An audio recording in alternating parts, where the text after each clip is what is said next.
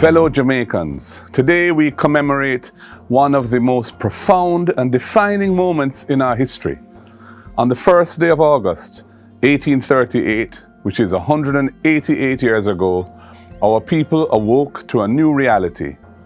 The brutal institution of chattel slavery, which had denied generations their humanity, their liberty, and the fruits of their labor, had finally come to an end. Emancipation was not bestowed as an act of benevolence or charity. It was won through extraordinary courage, sacrifice, and resistance. It was secured by men and women whose names history has not always recorded, but whose determination changed the course of our nation's journey forever.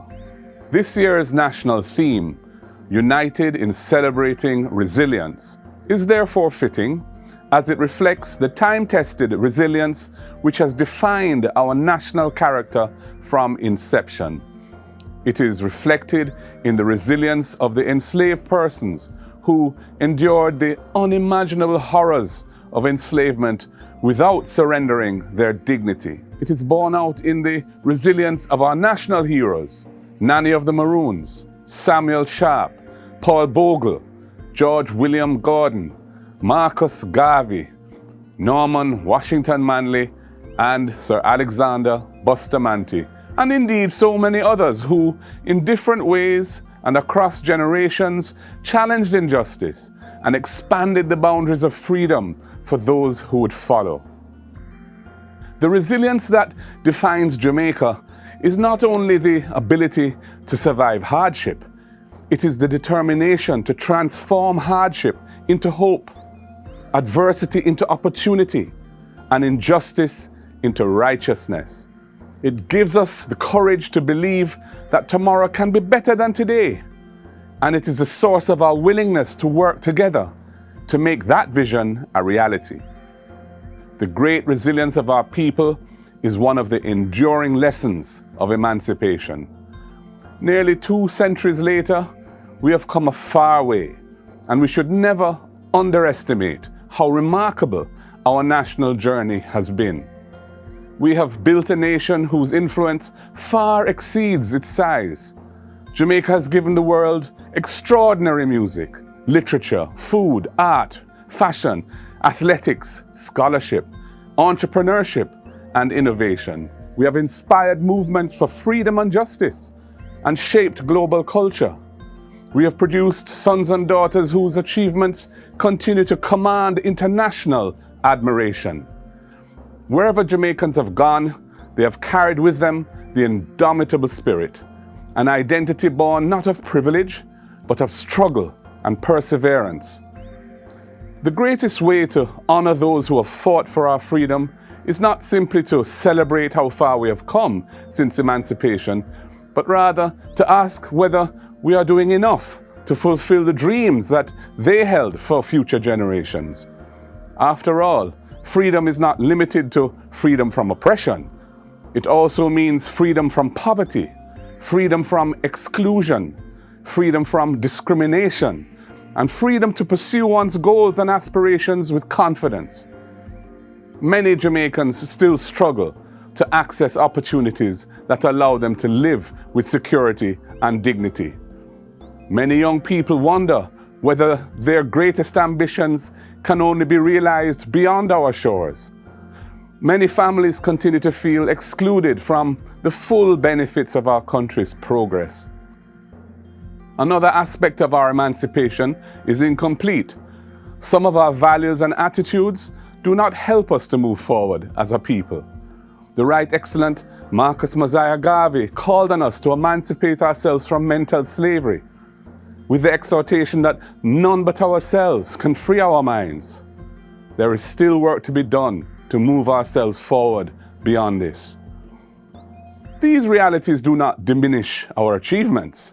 Rather, they remind us that the work of nation building remains unfinished.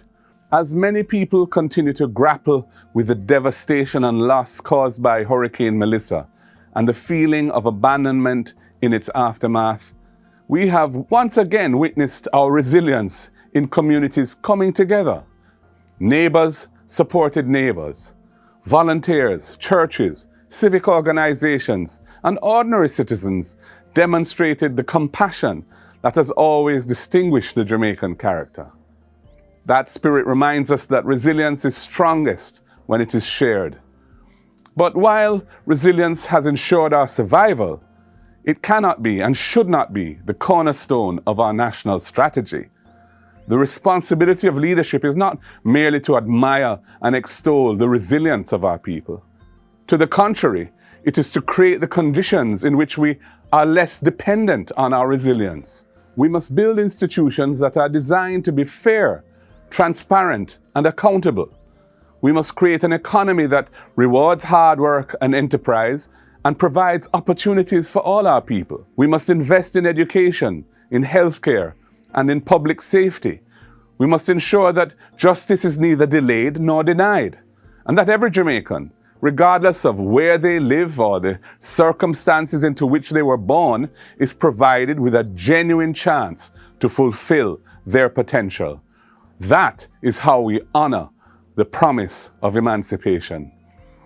As Jamaicans, we have inherited a rich legacy and a solemn responsibility. Each generation must accept that it's not simply enough to preserve what we have inherited.